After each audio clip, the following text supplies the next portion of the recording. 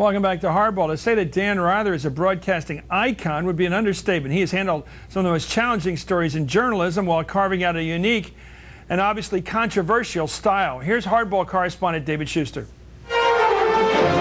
This is the CBS Evening News. While it was unusual and dramatic, also, I want to say personally and directly, I'm sorry. Drama has always seemed to follow Dan Rather. He has provided award-winning coverage on everything from the civil rights movement to the Kennedy assassination to Watergate, Iran-Contra, and U.S. military operations. In 1991, he conducted a controversial interview with Saddam Hussein just before the first Gulf War. But Republicans have been angry with Dan Rather as far back as the Nixon administration. Thank you, Mr. President. Dan Rather with CBS News. Are you running for something?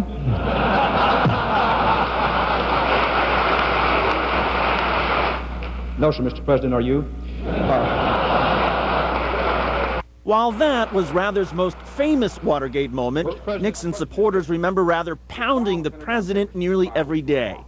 Could you give us some reason why the American people shouldn't believe that that was at least a subtle attempt to bribe the judge in that case, and it gave at least the appearance of a lack of moral leadership? Many Republicans thought this question crossed a line. Mr. President, I wonder if you could share with us your thoughts. Tell us what goes through your mind when you hear of people who love this country and people who believe in you say reluctantly that perhaps you should resign or be impeached. Well, I'm glad we don't take the vote of this room, we say. During the Reagan administration, CBS reporter Leslie Stahl said Rather was a man many in the Reagan White House saw as the devil himself. When Vice President George Bush was running for president in 1988, Rather tried to corner him on the Iran-Contra arms for hostages scandal.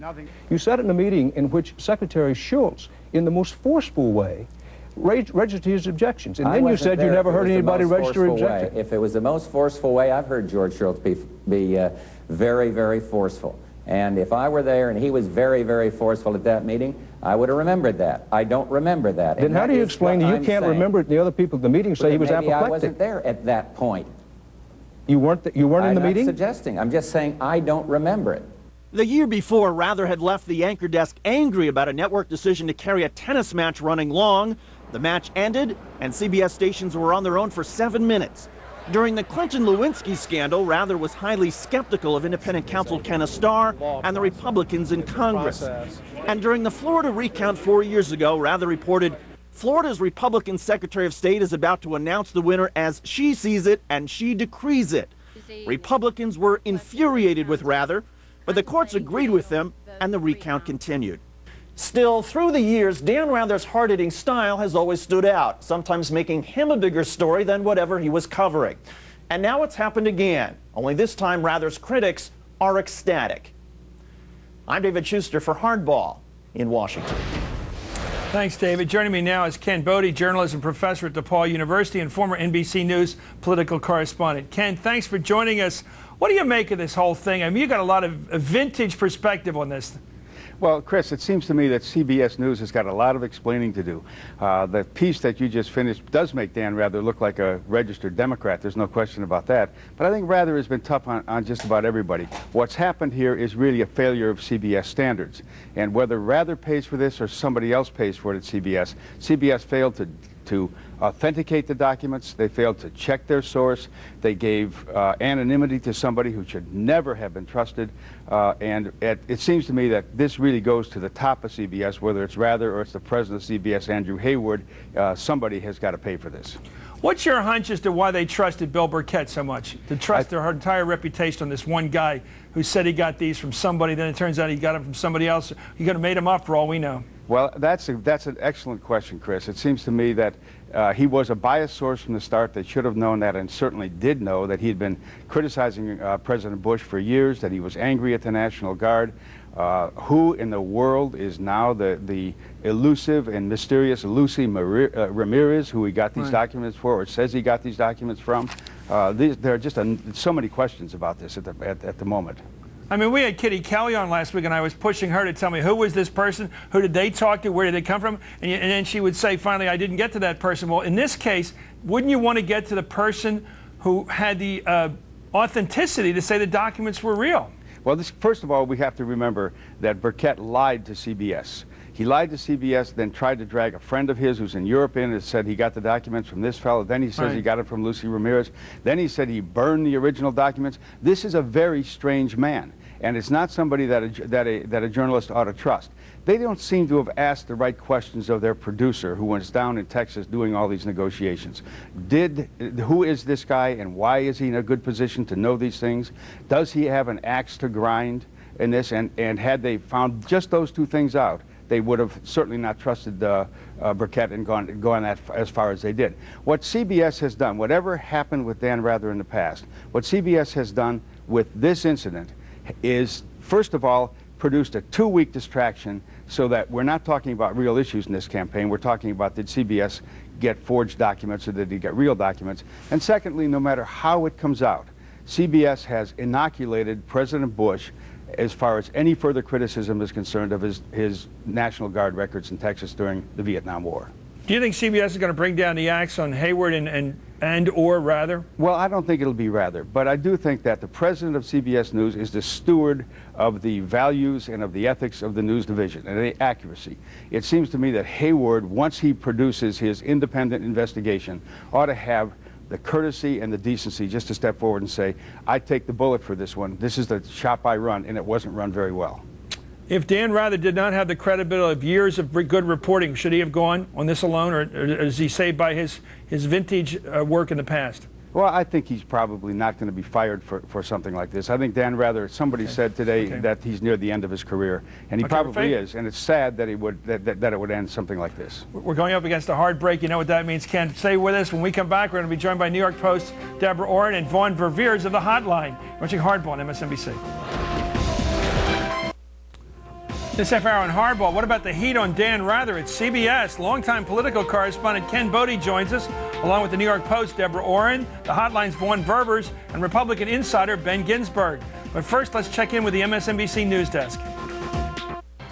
Welcome back to Hardball. We're back with Ken Bode, journalism professor at DePauw University and a former NBC political correspondent. We're also joined now by Deborah ORIN, Washington bureau chief of the New York Post, and Vaughn Verveers, who's editor of the political newsletter The Hotline and writes a weekly column on the media.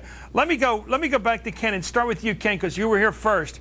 You don't think that Dan Rather is perceived by Republicans as on the other side? Oh, I absolutely think Dan Rather is perceived as by Republicans on the other side. I was driving over here today and saw in the back of a car a great big sign that said, Dan Rather is a lying sack of dung. Right. It's absolutely clear that he's perceived by Why Republicans. do they perceive it that way? Well, you gave a pretty good report a while ago, and he's been kicked around by Fox News for a long time as being somebody who is to the left. And, of course, we have Bernie Goldberg's famous book called Bias, which was a bestseller for a while, all of which suggested that Rather had left-leaning tendencies. Yeah. Let me go to Deborah ORIN. Do your readers perceive that Dan Rather is showing for the Democrats? Well, judging by the letters to the editor, we're getting, yeah. I think that's absolutely the case. And as a reporter, comment on that.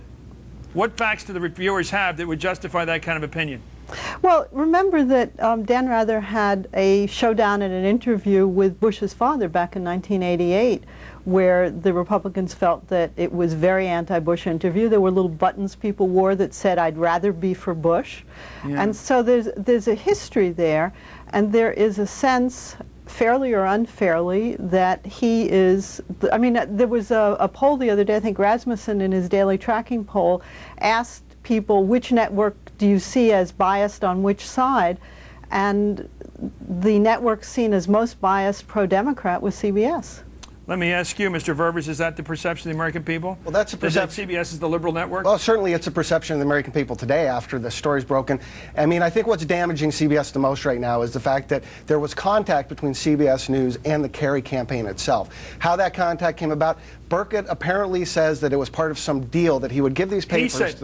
Right, he said that. That it was Explain the deal. He says that it was part of some deal that he would give the papers to CBS if they would put him in contact with the Kerry campaign. He had made attempts in the past to contact the Kerry campaign, hadn't been able to get through. Now, what we don't know... Well, this does prove, in a weird way, that the Democrats weren't caballing with CBS until they got the call. You have to give the Democrats the benefit of the doubt on this one for now until there's some kind of evidence that they were part of this deal. We don't know what the CBS producer said to Joe Lockhart when she called him and told him that Burkett wanted to get a hold of him. We just know that they ended up talking to one another. You know, one thing I think, let me ask you, Ken, you've been around. Isn't there an identity in this country, most people, I don't mean just liberals, conservatives, or whack jobs on either side, but that the establishment, the New York establishment, the New York Times, CBS, everybody, including, I guess, NBC and everybody, we're all part of the establishment. Not cable, but definitely broadcast. And that establishment tilts liberal. And so when you get mad at a guy like Rather, you're really pounding the establishment as much as the left. Yeah, but don't leave yourself out of this, Chris. I mean, cable television as well is considered part of the establishment as well. But let me tell you, I think... I'll accept that benefit when it comes, but let me ask you this. Are we seen as part of the left? Not part of the left, necessarily. The guy who right now is curious about his own behavior is Joe Lockhart. He must have said when he put that phone down, why did I ever take that telephone call? Because that does what to him? That phone call? It makes Joe 3 Lockhart... minutes. What it does is it puts the Kerry campaign fingerprints on this in a way that it wasn't possible to do before.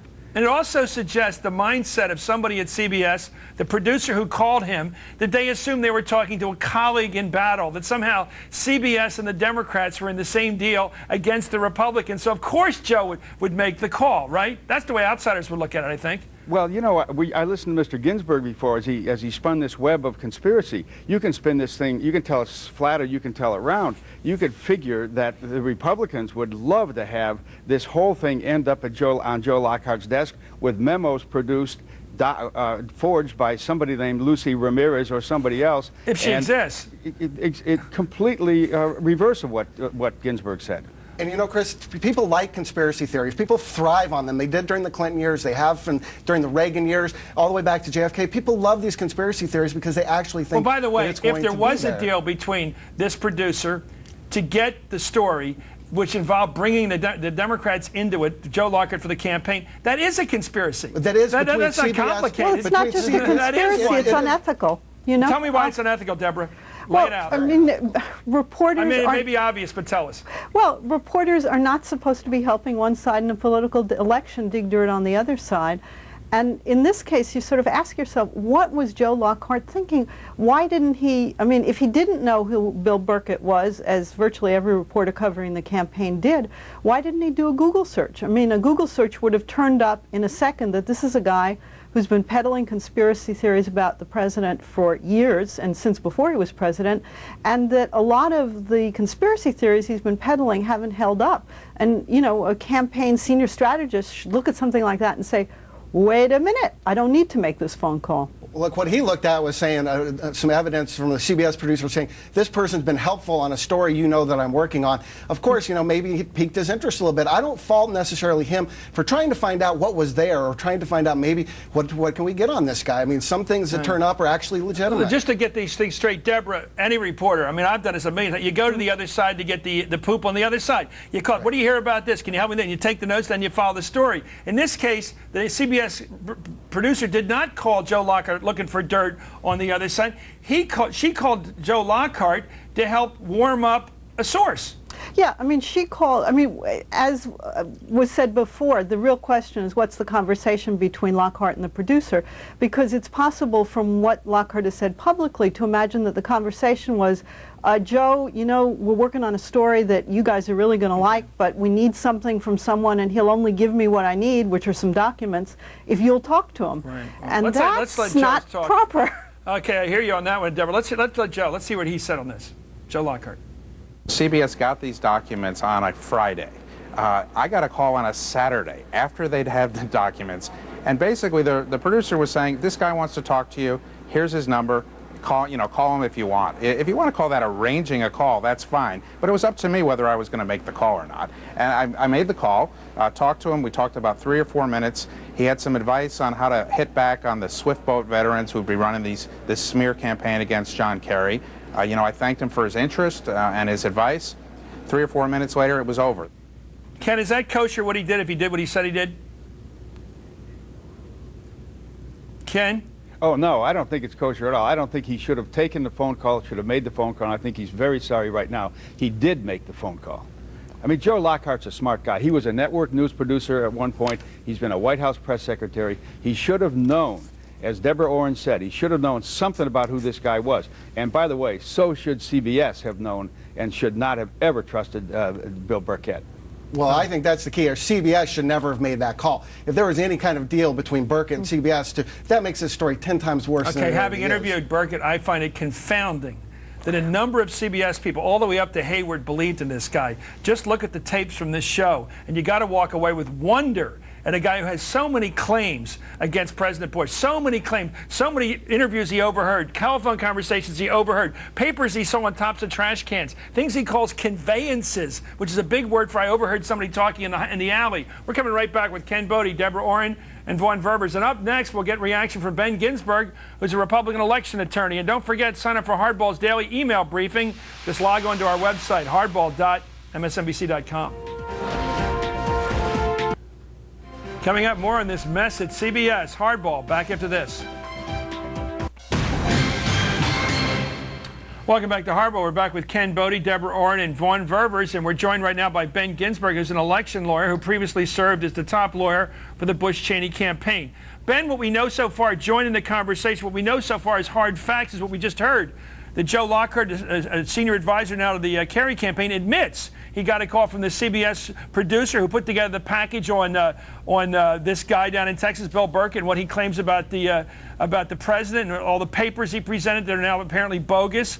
And Lockhart played ball and called back. He called back Bill Burkett, the guy who we're all questioning his veracity. He joined in what looks like sort of a deal. What do you think of it?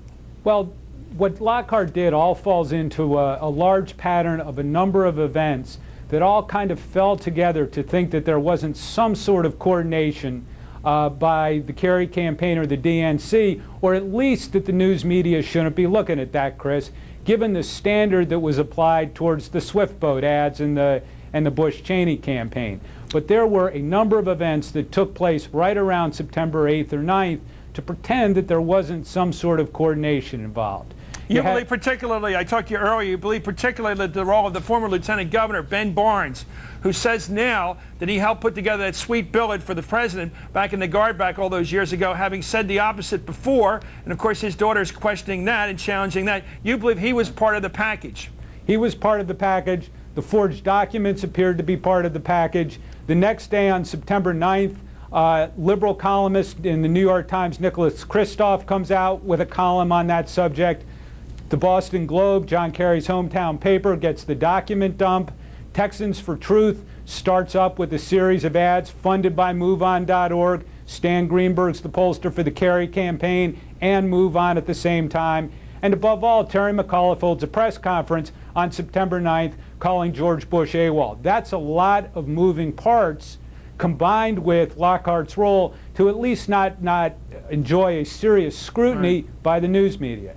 Let me ask Ken Bode, is there anything wrong, Ken, in the Democrats, in the person here of Terry or anybody else in the Democratic Party, Terry McAuliffe, the chairman of the Democratic National Committee, any of those people caballing together to try to push bad stuff on George Bush to CBS? Is that wrong? It doesn't sound new to me. Well, I don't see that they're the ones who did it. I mean, what sounds like Ginsburg is doing here is what Claude Rains did at the end of Casablanca. He says, round up all the usual suspects. He just takes a whole list of these guys and he says, now, because they all said something around this same time, therefore there must have been coordination. I don't think there's any proof of that at all. I think there's as little proof of that as there is that these memos were in any way authenticated by CBS.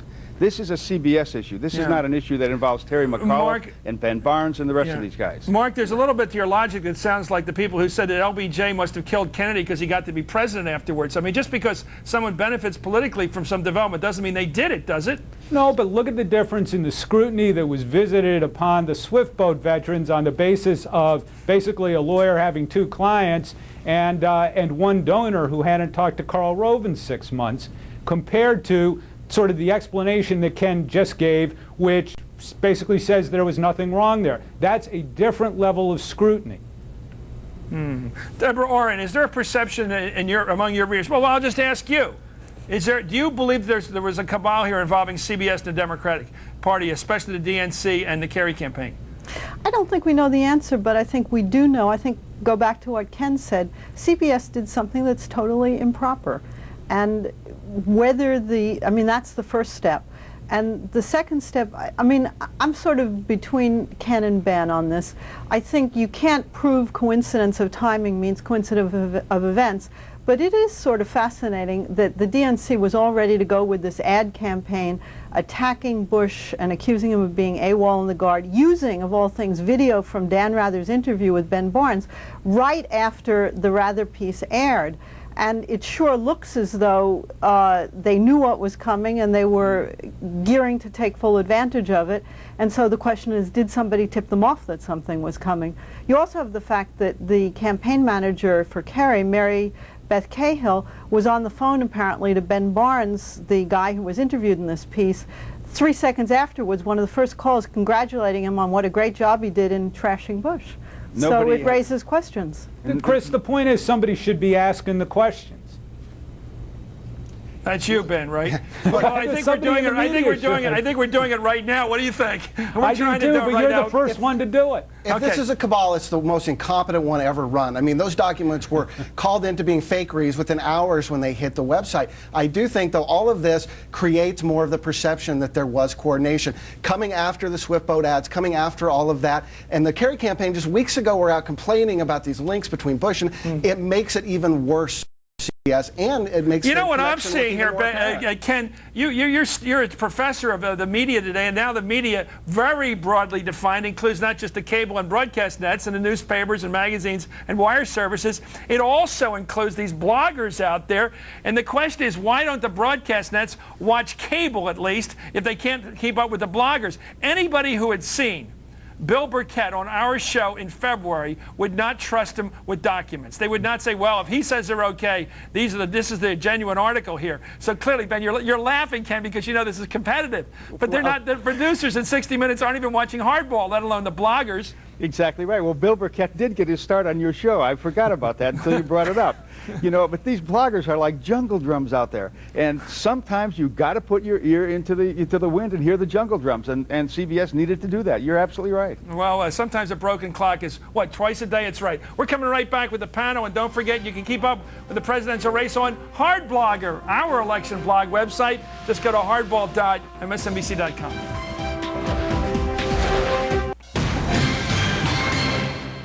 Welcome back to Hardball. We're back with Ken Bode, Deborah Oren, Vaughn Ververs, and Ben Ginsberg. I want to start with Deborah now. Deborah, does this disaster at CBS make the establishment media, I'm not counting the New York Post, the establishment media, the New York Times, the major broadcast networks, less credible when they bring us bad news about the war the next 6 weeks in a way that you'd imagine it'd be less credible after something, a stink bomb like this?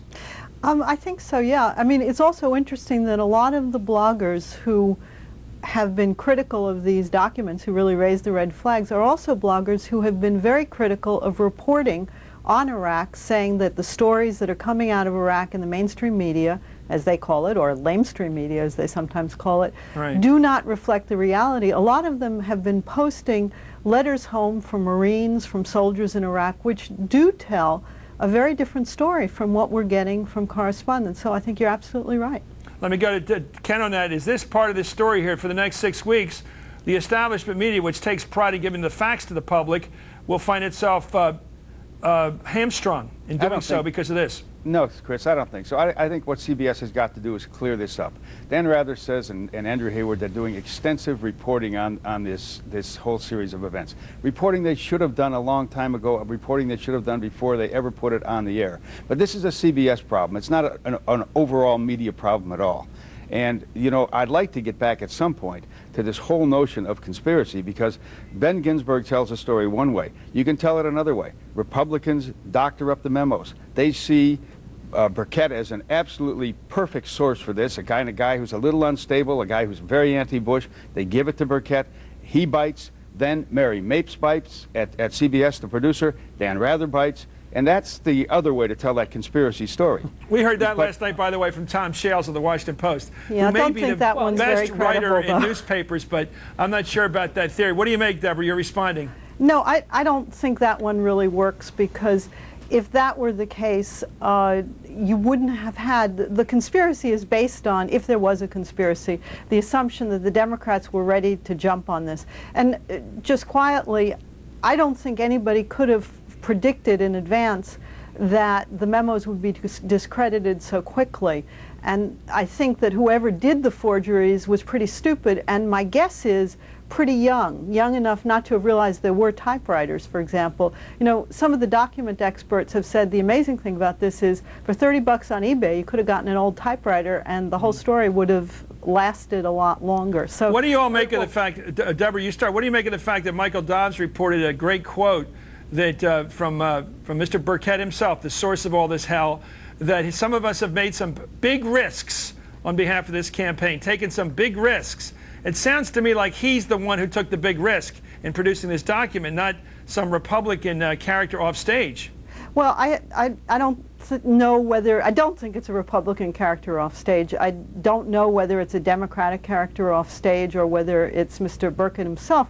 I mean, the other thing that's so fascinating about this is it doesn't take a genius to find the legitimate document experts in America, and somehow most of us found them with no trouble, and CBS never found them. Right. Wouldn't you have to be an amazingly gutsy person to take a risk like this? Because if it comes back to you, don't do the crime if you can't do the time. The time for doing this is total humiliation and incrimination, probably. It would either that or it would have to be such a practical joke that you never thought it would go anywhere. I mean, the people who took a risk on this was CBS News. And I think that, back to your original question, this stains the entire profession. I don't think there's any doubt about it. I think people are less and less, not just this episode, but things we've seen at the New York Times and other places, less likely to believe what's said in the press, but it's not going to make an overall difference. Ben, you're a lawyer. Is there anything illegal about cooking up a document that said a guy was a bad guardsman 30 years ago? Well, probably not anything strictly legally, but certainly the fallout for this is extreme. It feeds into everything that conservatives and Republicans have thought about the media, and it tarnishes a lot of excellent journalists. And that's the real problem that the media is going to have in terms of the commercial side of their business, getting people to have faith in them. It's a stain on the whole profession, I'm afraid. I mean, if CBS does something like this, and who's to say that the Matt Drudge report isn't a credible source, or some of these other outlets aren't credible sources? I mean, you can't get less credible than what CBS did, so it brings the level, I think, down a lot. I don't think credibility is a zero-sum game. I don't think if somebody loses, somebody else wins. But you may have an argument, okay? If I tell a lie, it doesn't make you a truth teller. Anyway, thank you, Ken Bode, very much. Thank you, Deborah Orrin, very much. Vaughn Berbers, thank you very much. And thank you, Ben Ginsberg, very much. Joining us again tomorrow night at 7 Eastern for more Hardball. And then tomorrow night at 9 Eastern, it's an extra edition of Hardball. That's tomorrow night at 7 and 9. Right now, it's time for the Countdown with Keith.